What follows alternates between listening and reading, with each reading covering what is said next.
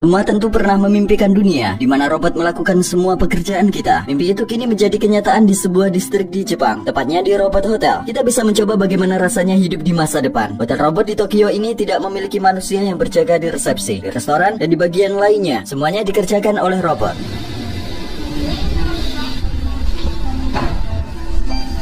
Untuk check-in di resepsionis, pertama kami mendatangi robot laki-laki yang lebih dekat dengan kami.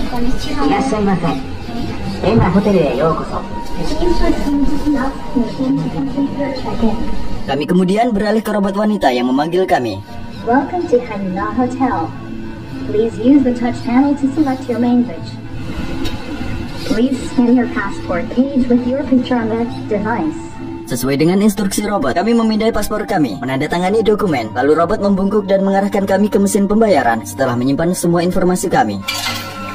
Kami melakukan pembayaran melalui mesin ini secara otomatis, tidak ada manusia yang terlibat. Membungkuk untuk memberi salam, sangat umum dalam budaya Jepang. Setelah saling memberi hormat untuk terakhir kalinya, kami meninggalkan resepsi. Lihat, ada sesuatu di sana.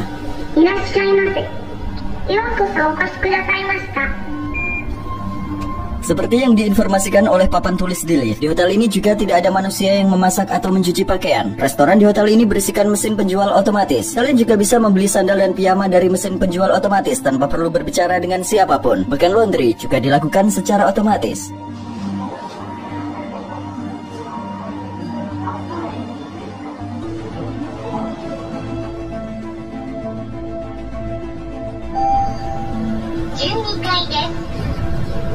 Pintu kamar dibuka dengan menggunakan pengenalan wajah. Televisi otomatis menyala saat kami memasuki ruangan. AC-nya juga hidup secara otomatis. Ada lemari, apa isinya?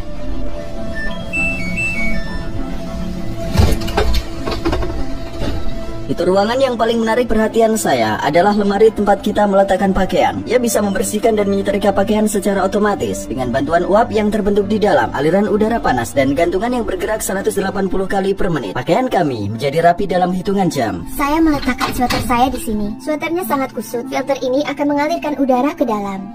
Kita lihat apakah sweater saya akan menjadi rapi besok pagi.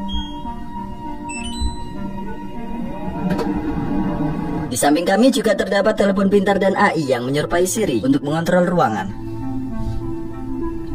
TV-nya mati. Coba saya nyalakan lagi. Ini untuk mengganti saluran. Ada juga tombol untuk mengatur suhu AC. Kita buat jadi 22 derajat Celcius. Karena lampunya saya matikan, maka sekarang waktunya untuk tidur. Keesokan harinya, ada robot yang membersihkan jendela dan lantai. Dan kami juga baru tahu bahwa ada robot yang membantu membawakan barang.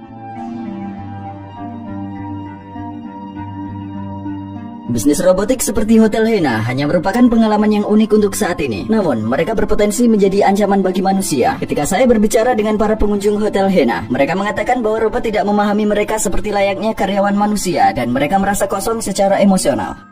Untuk mengatasi tingginya biaya tenaga kerja, Jepang telah menggunakan lebih dari 1,5 juta pekerja robot di industri. Jumlah ini jauh lebih tinggi dibandingkan negara lain. Perusahaan-perusahaan besar menetapkan target mereka untuk menghasilkan lebih dari 1 juta robot dalam 10 tahun mendatang. Robot digunakan di banyak bidang pekerjaan di Tokyo, seperti perusahaan telekomunikasi dan bank. Nama robot ini adalah Pepper. Bagaimana cara kerjanya? Oh, apakah dia mengikuti kita? Robot ini berperilaku dengan cara yang sama seperti orang yang berinteraksi dengannya. Jadi jika kalian mendekatinya dengan perasaan marah, ia akan merespon dengan kemarahan. Ketika bertemu dengan seseorang untuk pertama kalinya, ia menjadi malu dan merasa tidak nyaman. Tetapi setelah beberapa saat, perubahan emosinya bisa terlihat, membaik atau memburuk, tergantung orang yang dihadapinya. Ketika manusia mencoba merancang masa depan kita, Jepang selalu menjadi pelopor. Jadi kami menghadiri pameran robotik di Tokyo untuk menunjukkan kepada kalian bagaimana robot akan mengambil alih pekerjaan sederhana. Sekarang mari kita lihat bagaimana robot-robot digunakan di industri. Lalu kita akan bertemu dengan robot-robot menyeramkan yang mirip sekali dengan manusia. Robot ini bisa membawa kotak dari satu tempat ke tempat lain dengan menggunakan tekanan udara. Mereka juga bisa membawa paket besar. Ia menyedot udara dengan menggunakan silikon ini. Ia bisa mengangkat dan meletakkan barang sendiri. Oh, ini benar-benar berat. Manusia bisa mengangkat barang yang terlalu berat bagi mereka dengan menggunakan lengan robotik. Beratnya 13 kg atau 28 pon. Masih berbicara mengenai manfaat dari kekuatan robot, kita bisa lihat di sini, dia mengendalikan seluruh tubuh robotnya. Dia mengontrol lengan kiri robot dengan menggunakan lengan kirinya, dan lengan kanan robot dengan menggunakan lengan kanannya. Ada juga lengan robotik yang meletakkan tutup pada ban berjalan. Lengan robotik yang memiliki kemampuan yang lebih baik dan melakukan pekerjaan lebih cepat daripada manusia. Robot itu menempatkan semuanya dalam urutan yang sama. Lihat seberapa dekat jarak di antaranya, hampir tidak ada. Ini adalah bukti lain mengenai seberapa sempurna dan cepatnya mereka. Ada kerjasama tim yang sistematis di sini. Sementara robot yang satu meletakkan kotak putih kecil di konveyor, robot yang lain menempatkannya di kotak besar dan memindahkan kotak besar yang sudah selesai ke tempatnya. Oke, kotak besar itu dari mana? Robot lain di belakang membuat kotak itu dan mengirimkannya ke robot lain melalui konveyor. Mereka bekerja tanpa kenal lelah. Beberapa dari mereka bekerja jauh lebih cepat daripada manusia.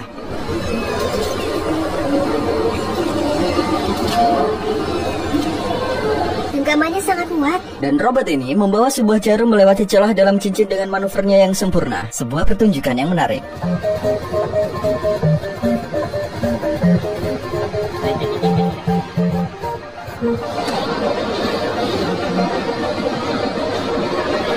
Sebuah robot yang memiliki kemampuan bekerja di bidang kesehatan.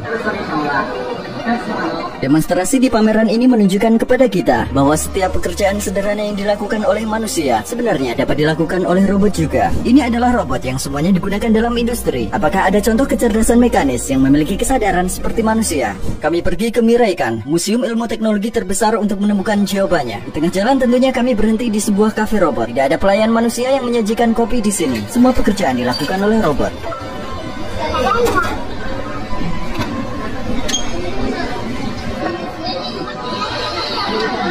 Robotnya akan mengambil cangkir dan menuangkan kopinya sekarang.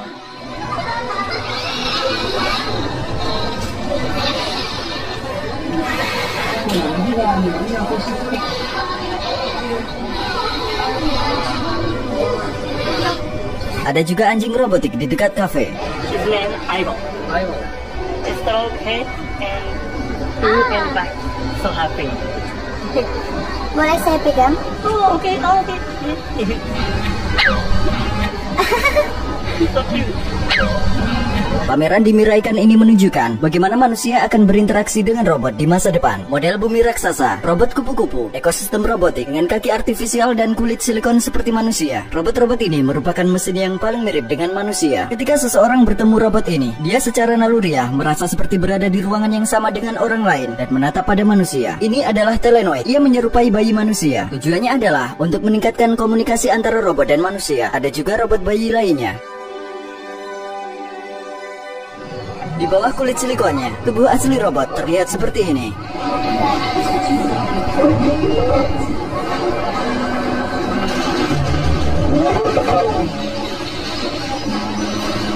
Wajah robot ini mirip sekali dengan manusia sampai terlihat menyeramkan, dan ia mempermainkan insting kita. Perasaan kita dapat dengan mudah tertipu saat menatap wajahnya. Ia membuat kita berpikir bahwa ia adalah manusia yang memiliki emosi.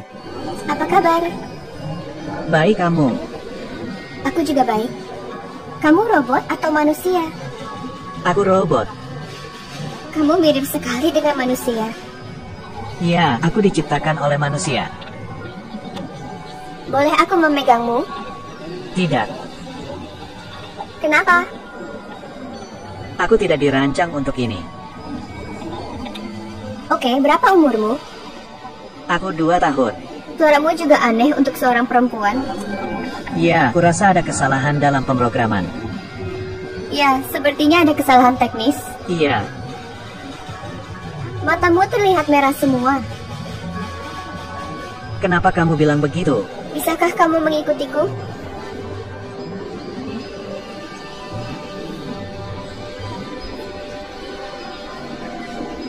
Kamu persis seperti manusia. Dari negara mana kamu berasal?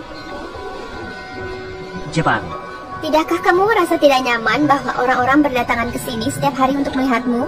Tidak, itu tidak membuatku tidak nyaman. Itu membuatku senang. Kamu duduk di sini sepanjang hari dan berbicara pada orang-orang. Iya, aku di sini sepanjang hari dan berbicara pada orang-orang. Sistem ini disebut auto-neuroid. Kalian mungkin berpikir bahwa gadis itu sedang berbicara dengan robot yang memiliki kesadaran. Tapi sebelum mereka mengobrol, saya memasuki ruang kontrol dan mengendalikan semuanya dari jauh, termasuk gerakan mulut robot, gerakan leher, dan suara. Saya akan menggerakkan leher saya dari kiri ke kanan. Ini adalah juru kamera kami. Halo. Ini adalah Paro, robot gajah laut yang digunakan untuk pengobatan bagi orang yang memiliki autisme.